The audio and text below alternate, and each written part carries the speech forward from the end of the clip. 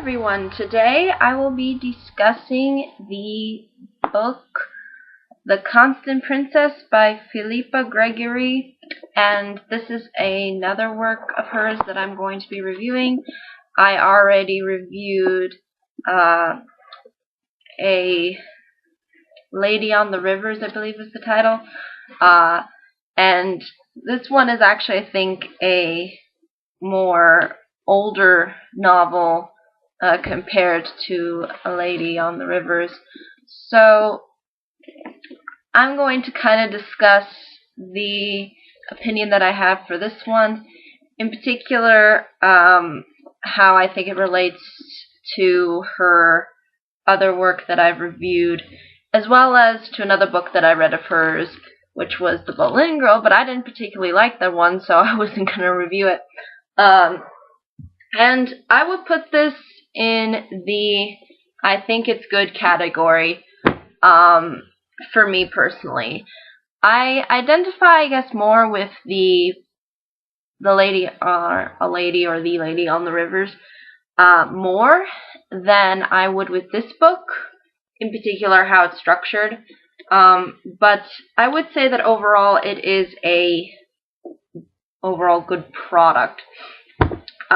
So basically, The Constant Princess follows the story of Catherine of Aragon, or Catalina as she's called often in the story.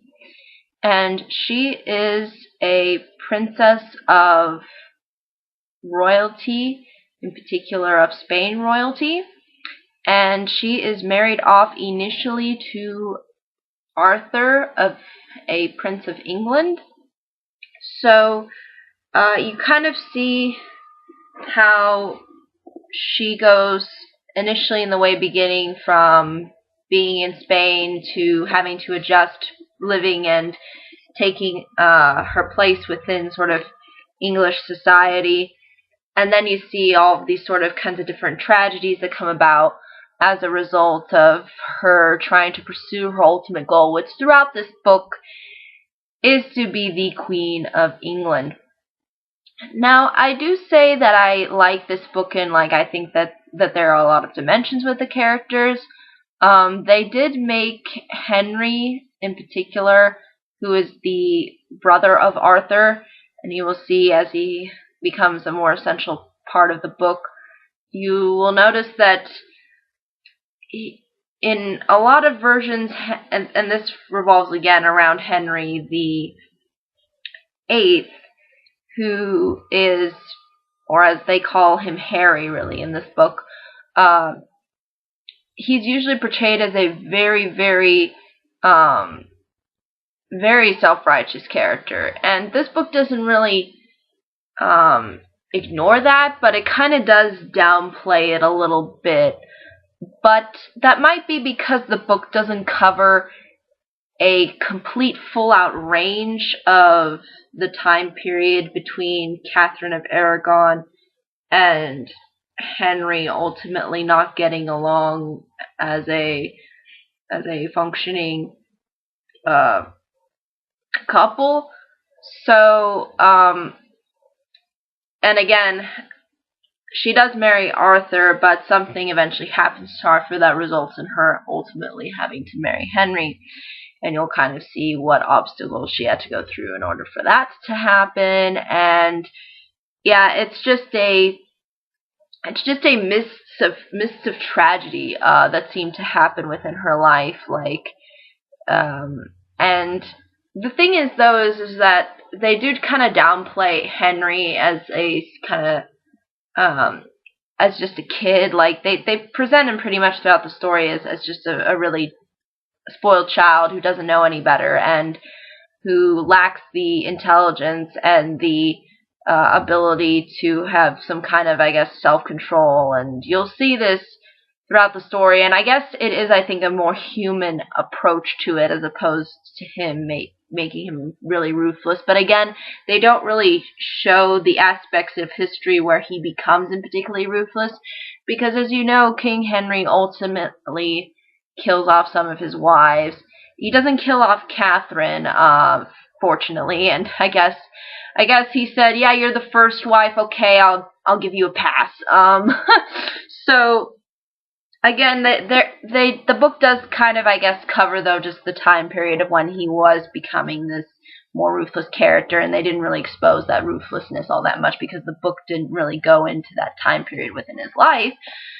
So I guess you could say maybe wasn't a resulting changing of character, is ultimately just the time period that within when the book takes place.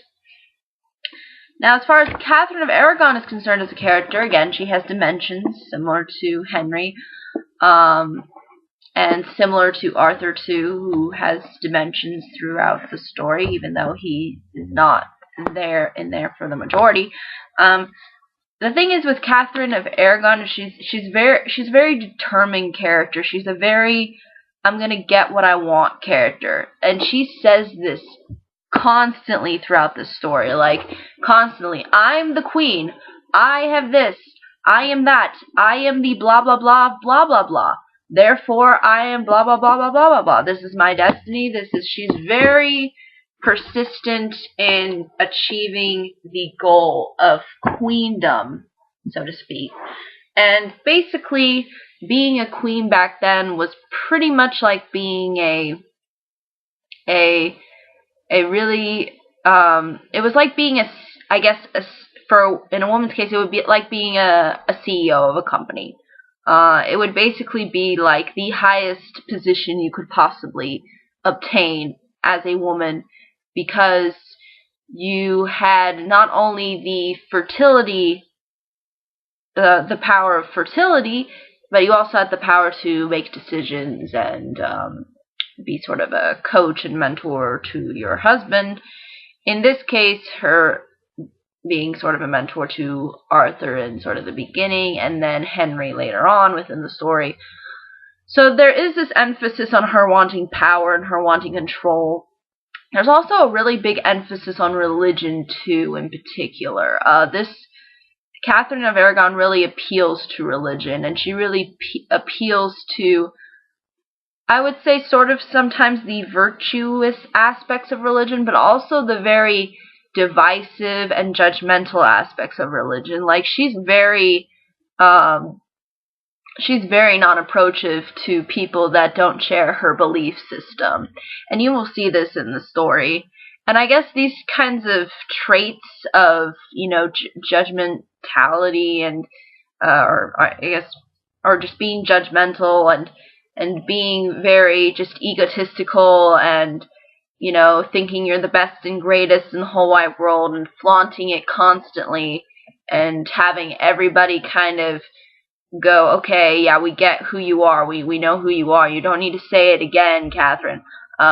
That, I think, can get bothersome for the reader. And it kind of bothered me because in certain parts of the story, it's actually not told in, like, the third person. It's actually told through her perspective. And when I hear it through her perspective, just certain parts of her, like, talking about God and then talking about how she's, she's so high, she's so mighty, all just because she's born of royal birth, to me was just kind of too much. I guess for me as a reader, it was just annoying. Like, I was just annoyed to hear this person go on and on and on about themselves and how they think that they're so much mightier, and that the whole goal is to have power and to be the biggest, best, and greatest. And although she does have these kinds of traits that, sort of bother me, but again, I can't assume that probably her parents have reinforced this idea of who she was supposed to become as a person. So maybe that results in her having this high ego. But I guess that high ego aspect to her character kind of bothered me because it just got way too annoying.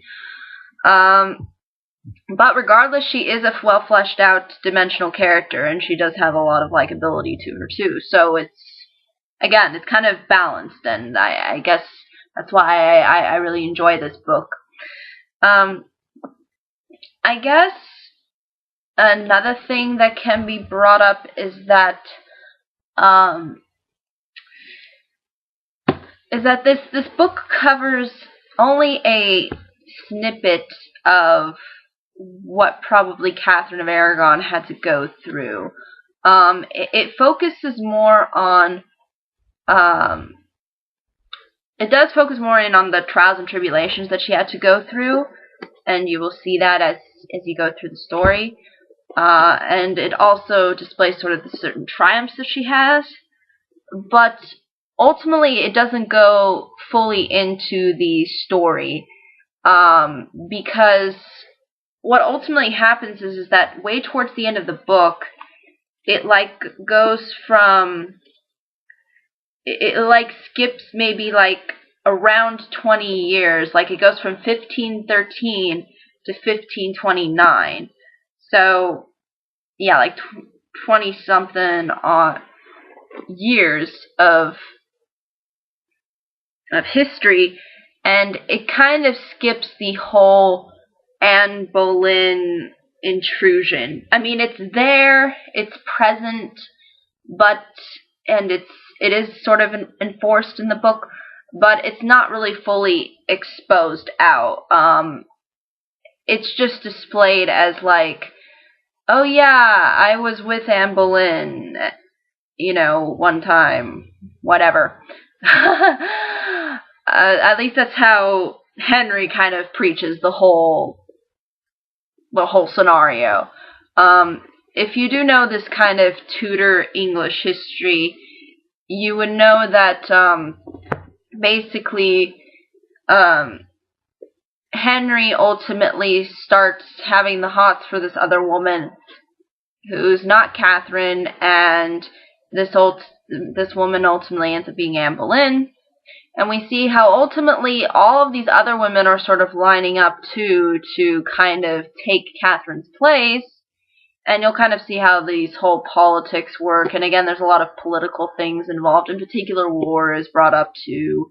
So there's a lot of things going on, and I felt like that focusing more on the problems that Catherine would ultimately face with having to make that transition from sort of the queen status to being of lower, and instead kind of stopping at that point, like at first being sort of up on top, because the story sort of ends with her being sort of up on top and at her A game, and then sort of the last portion of the book is just, oh yeah, I'm probably not going to be queen anymore, and my marriage might be illegitimate, but I'm going to go out there, I'm going to prove that, it still is. Even though she knows it kind of isn't, because she does mention too, as she sort of, she lied in regards to her virginity. So it kind of does emphasize, though, the point of how she has dimensions, and that ultimately you understand and sort of sympathize with, what she has to do, because for her, there's no other life. Like, her being Queen of England, there would be nothing else for her to live for. So, again, I think it would be interesting if they added some more to that story, because I think they could have continued and discussed a little bit more of her sort of transitioning and ultimately go into finally when she dies. But I don't know if maybe this is a first book to another book of Philippa Gregory's work. I'm not sure. But I will say I think it would have been interesting had they focused in on that part of her life too.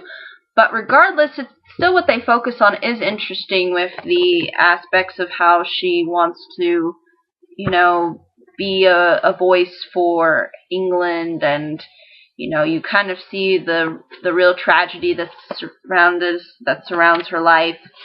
And I'd say it's a really interesting read if you enjoy these kinds of royalty stories. But I think ultimately, though, that's really all I can say about The Constant Princess. I'm going to be trying to review some other books, and then eventually I'll take some fan requests. But I think that's really all I can say. But if there are any questions, comments, concerns, I'd be more than happy to answer them. But until next time, everybody,